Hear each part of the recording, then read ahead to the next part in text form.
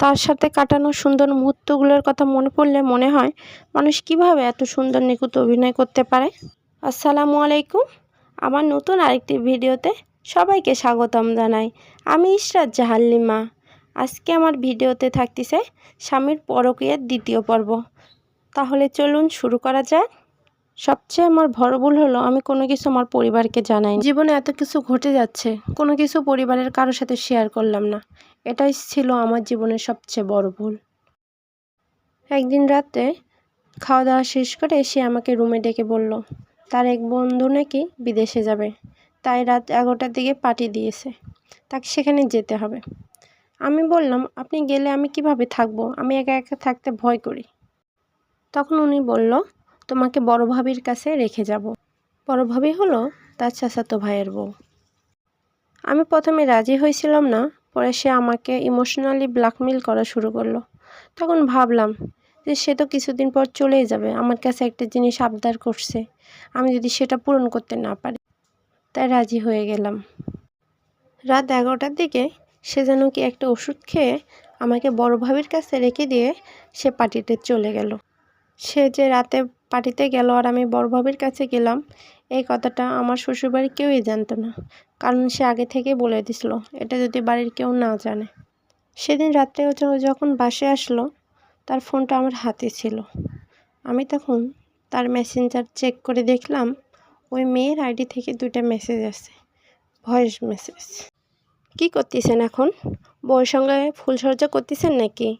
একটু আগে আমার সাথে যেটা করে গেলেন ওটা, বউয়ের সাথে কি ফুলসজ্জা করতেছেন এখন? আমার হাজব্যান্ড তাকে রিপ্লাই দিছে, কি ভাবছো তোমাকে ছাড়া আমি সুখে আছি? না পারছি তোমার কাছে যেতে, না পারছি বউয়ের কাছে যেতে। এই বিষয় নিয়ে আমি যখন আমার হাজব্যান্ডকে জিজ্ঞাসা করলাম, তার উত্তর ছিল যে সে আমাকে ব্ল্যাকমেল করতেছে। মেয়েটা নাকি সুইসাইড নোট লিখছে আর ওখানে আমার হাজব্যান্ডের নাম লিখছে, যে তার কিছু হয়ে গেলে আমার হাজব্যান্ড দায়ী। ওই মেয়েটা ডিসপারেট হয়ে গেছে, সে উল্টাপাল্টা বলতেছে। আমি কাউকে কিছুই বলি নাই। এটাই ছিল আমার চরম ভুল। আমি অনেক ভুল করছি। এভাবে চলতে চলতে এর 4 মাসের ছুটি শেষ হয়ে গেল।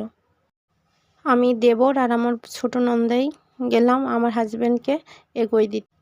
উনি প্রবাসে চলে গেল আর আমি কিছুদিন আমার ভাইয়ের বাসায় থেকে এরপর চলে গেলাম আমার শ্বশুরবাড়িতে। উনি যখন চলে গেল সেদিন থেকে শুরু করে আমি যতদিন আমার ভাইয়ের বাসায় ছিলাম, সে প্রতিদিন আমার সাথে নিয়মিত কথা বলতো। এটা হয়তো বা তার নাটকের একটা অংশ ছিল।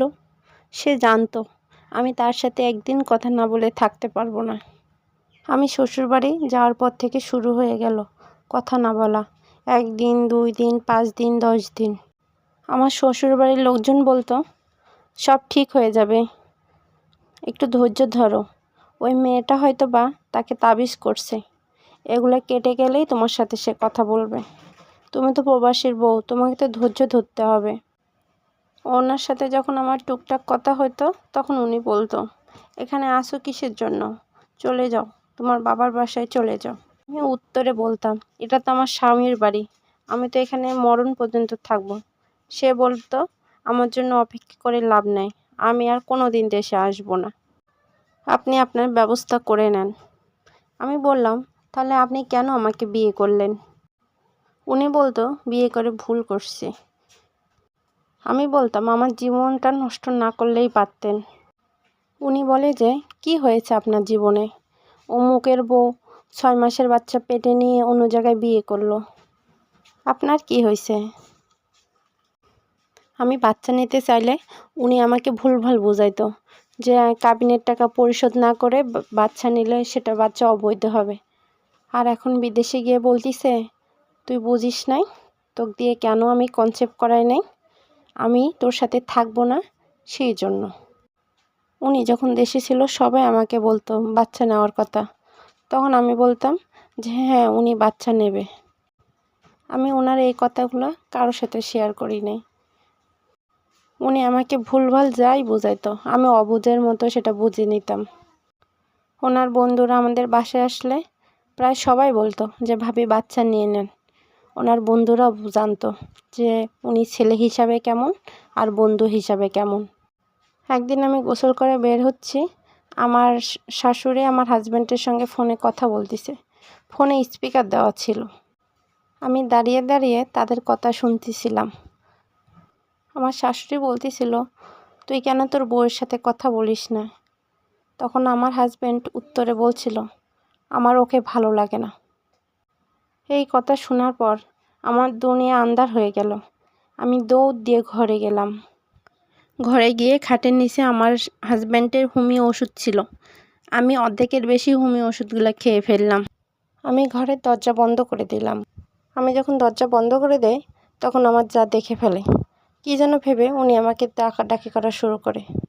আমার যা অনেকক্ষণ দরজা ধাক্কাধাক্কি করলো, কিন্তু আমি দরজা খুলে দেয়নি। তখন তিনি আমার শাশুড়িকে ডাক দেন। আমার শাশুড়ি তখনও আমার হাজব্যান্ডের সঙ্গে কথা বলতেছিল। আমার শাশুড়ি দৌড় দিয়ে আসে। আমার হাজব্যান্ড ফোনের ওপার থেকে আমাকে দরজা খুলে দিতে বলল। ওই দিন ছিল শুক্রবার। আমার শ্বশুর সবেমাত্র জুমার নামাজ শেষ করে বাসায় আসছে। সবাই আমাকে তখন বমি করানোর চেষ্টা করলো, তেঁতুল খাওয়ালো।